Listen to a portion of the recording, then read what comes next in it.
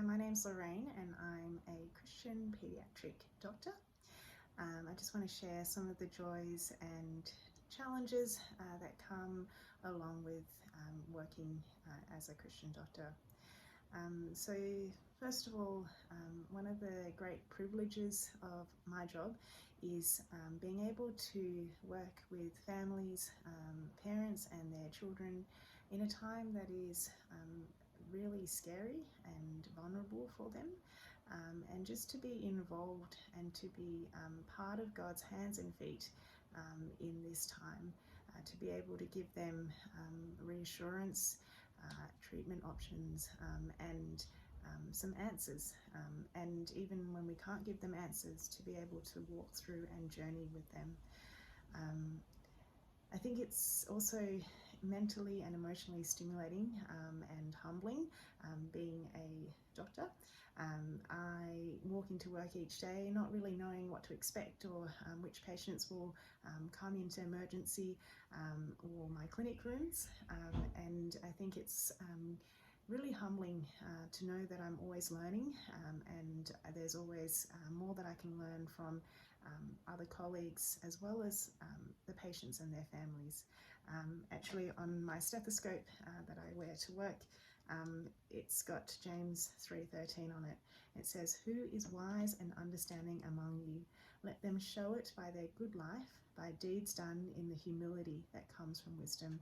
And that just really reminds me that it is ultimately God who is giving me that wisdom to be able to practice each day and to rely and trust in that. Some of the challenges that come with being a Christian doctor is that we're often faced by circumstances in which we are told and we need to love those who are difficult to love.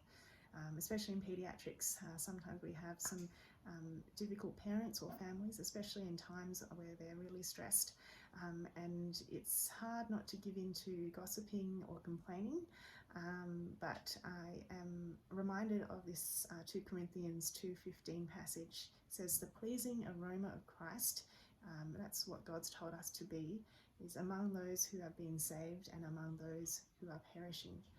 To one, we are an aroma that brings death, and to the other, an aroma that brings life." I'm often tempted to join in the gossip, and as a people pleaser and a conflict avoider, I often find myself wanting to fit in, but I'm reminded that being an aroma of Christ is not always palatable to everyone, but it is an aroma that is pleasing to God, and that's ultimately what matters most. I think secondly, another challenge is when we face ethical dilemmas, and when we're called to practice with integrity. Because in medicine we're often taught by our superiors or being led by example, often we don't really stop to think, what does God think about this practice, or what's his views, what does it say in his word? And it's easy to just go along with the flow. So whether that be beginning or end of life issues, I think that I found that chatting with other Christian doctors has been really helpful to gain perspective and views, and to be kept accountable, and not just to follow what the mainstream practices are. I think the third challenge is that I'm often prideful in my work, because we practice medicine, we give treatments that are evidence-based, and when we do so, we know that there is, for a lot of them, a good chance that these patients will get better on these medicines or these treatment options. And often I forget that it is actually God who is the ultimate healer, and that I take it upon myself to say, well done, pats on the back for you to get them better. But I think by combating that, I am reminded to give God thanks for even the small things, and to always bring before God our patients in prayer. I had a colleague who gave me a great tip once, which is whenever he goes between patients, either washing his hands or using the alcohol rub, is to pray for them, and that's just such a great reminder to give these patients up to God to heal. I've got 3 quick encouragements for Christian doctors and those working in the medical field.